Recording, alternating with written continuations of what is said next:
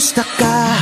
Bakit para kang matamlay? Kulang ka ba ng energy? Likat sumabay, panahon na katawan ay bigyan ng buhay. We're gonna do it, we're gonna move it.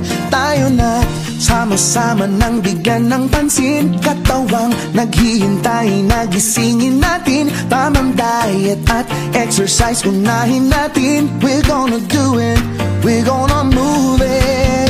Huwag laging nakaupo, tumayo't gumalaw. Pwede namang maglakad at pwede rin sumayaw. Kung gusto mo sasabayan pa kita, ako't ikaw ay magsasaya, magpapasigla.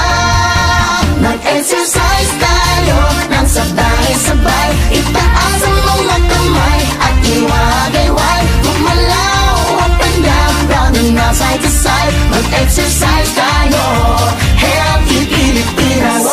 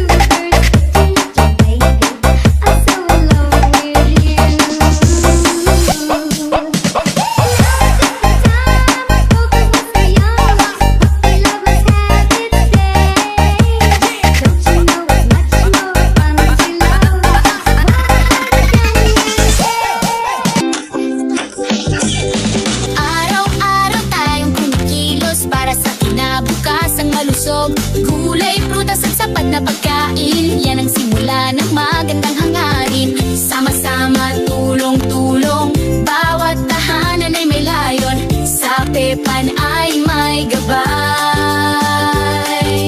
Nutrisyon ay abot kamay. Sa Pepan, tara na't magkaisa.